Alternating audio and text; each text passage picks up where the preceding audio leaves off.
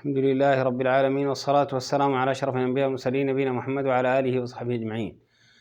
بھائیو، آج کوشش کرتے ہیں کہ جیسے ہی عرفات سے اور ایسے آگے یوم النحر کا ذکر ہوا، آج ہی طواف الوداع تک پہنچ جائیں۔ تو بھائیو، جیسے ذکر کیا کہ عرفات میں جمع قصر ہے، پھر ایسے ہی ظہر اثر کی، اور چاہے جمعہ ہو غیر جمعہ ہو، ایسے مزدلفہ میں مغرب عشاء کی قصر ہے، جیسے کہ نبی صلی اللہ علیہ وسلم نے کیا۔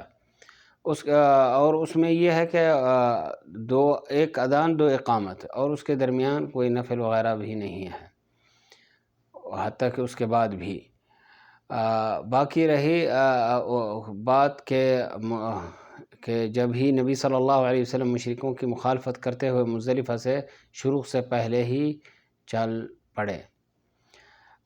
باقی کوئی معذور وغیرہ اور کمزوروں کو آدھ رات کے بعد بھی اجازت دے دی، اور ان کے ساتھ جو ہوتے ہیں ان کو بھی جانا ہی پڑتا ہے، کیونکہ وہی لے کے جا رہے ہیں، تو وہ بھی جا سکتے ہیں اس لیے کہ وہ ان کے ساتھ ہیں۔ تو ایسے کوئی بسوں کا ہو، پھر نہ بندوبست ہو سکے، بس ملے گی نہیں ملے گی، تو آپ کی بس جا رہی ہے تو آپ ہی اپنی رفقت کے ساتھ ہی جا رہے ہیں، اس لیے کہ آپ ادھر ادھر نہ ہو جائیں۔ تو جو کمزوروں کو لے کر گئے وہ بھی چلے گئے تھے آدھی رات کو، اگر ایسا کوئی ماحول ہے۔ لیکن اگر نہیں ہے تو پھر ہی آپ کمزوروں میں سے نہیں ہیں تو پھر ہی فجر پڑھیں، اللہ تعالیٰ کا ذکر کریں، پھر شروع سے پہلے چل پڑیں۔ مینا کے جو اعمال ہیں، یوم الحج الاکبر جو مقصود ہے یہ ہے۔ یوم الحج الاکبر، اس میں تفصیلات بتائی تھی اس حدیث کے تحت جس میں نبی صلی اللہ علیہ وسلم نے فرمایا افعل ولا حرج۔ تو کوشش کرے انسان نبی صلی اللہ علیہ وسلم کی ترتیب لے آئے، اگر آگے پیچھے ہو جاتی ہیں کوئی اعمال تو انشاءاللہ کوئی حرج نہیں، کیونکہ کوشش تو تھی لیکن وہ ایسے ہی آ گیا، اور یہ اللہ تعالیٰ کا کرم و فضل ہے کہ اس میں آسانی ہوئی۔ پھر ایسے ہی آپ راتوں کو جتنا ہو سکے مینا میں رہیں، اور بلکہ دن میں بھی اگر ایسے کام نہ ہو، یعنی نبی صلی اللہ علیہ وسلم ادھر ہی رہے خیمہ وغیرہ میں، بلکہ کوئی حاجی ایسے کرتے ہیں جاتے جاتے ہی وہ پھر ایسے ہوتا ہے کہ تھک جاتے ہیں، پھر کہتے ہیں ہم گئے تھے، تھکان تھا، سوئے اٹھے نہیں، بخار آ گیا، یہ ہوا۔ تو پہلے سے ہی آپ اتنا تکلف نہ کریں ادھر ادھر گھومنے کی، بلکہ کوشش کریں جتنا ہو سکے صبر کریں، مینا میں رہیں۔ صحابہ نبی صلی اللہ علیہ وسلم وہاں ہی رہے، اللہ کے طواف کے لیے یہ چیزیں اپنے حج کے اعمال جو ہیں اس کو پورا کرنے کے لیے آپ باہر نکلیں۔ پھر یا کوئی چیز ضروری ہے، آپ نے پہلے دن بڑے جمرہ کبریٰ کو مارنا ہے 7 کنکریاں اللہ اکبر کہتے ہوئے، اور دوسرے دن جو ہے نبی صلی اللہ علیہ وسلم نے انتظار کیا زوال کا۔ زوال کا معنی ہے جیسے اذان ظہر ہوتی ہے یہاں عرب ممالک میں، وہ یہ ہوتا ہے کہ زوال کے بعد ہی اذان ہوتی ہے، تو جیسے اذان شروع ہوئی تو زوال وہ کنکریوں کا ٹائم ہو گیا 11-12۔ تو اکثر لوگ تعجل کرتے ہیں، اور جو تاخر کرتے ہیں تو وہی اس کا معنی ہے وہ رات گزاریں گے، لیکن جس نے تعجل کیا وہ مار کر پھر اپنا سامان لے کر چل پڑے، الا کہ کہیں کہتے ہیں کہ بس وغیرہ ہی لیٹ ہو گئی یا راستے میں بھیڑ رہی،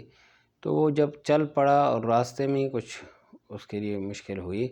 تو اس سے ہی نہیں بلکہ آگے ہی کچھ رکاوٹ ہوئی، وہ تو جو کر سکتا تھا اس نے کر لیا۔ تو یہ ہوا جو متعجل ہے، باقی رہ گیا باقی جو غیر متعجلین ہیں وہ تو 13 کی رات بھی رہیں گے، اور پھر 13 کو ماریں گے زوال کے بعد چلتے ہوئے، وہ ان کا حج ہو گیا، سوائے کیا حج، کیونکہ جو قارن تھا تو وہ تو سعی اگر پہلے کر لی تو اس نے بعد میں طواف الافاضہ کر کے عرفات کے بعد مزدلفہ کے بعد پھر ہی اس کا حج تحلل اکبر ہو گیا۔ تحلل اکبر اصغر کا فرق کیا ہے کہ جیسے رمی جمرہ ہوتی ہے، جمرہ کو آپ نے رمی کر لی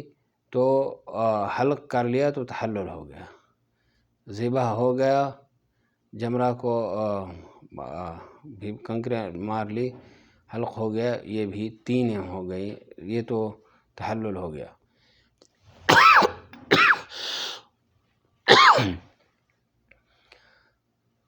آخری دن میں کوئی کام ہے، یعنی جب یہ کام ہو گئے، طواف الوداع کب کرنا ہے؟ اب گئے کہ آج چلے جائیں گے، پھر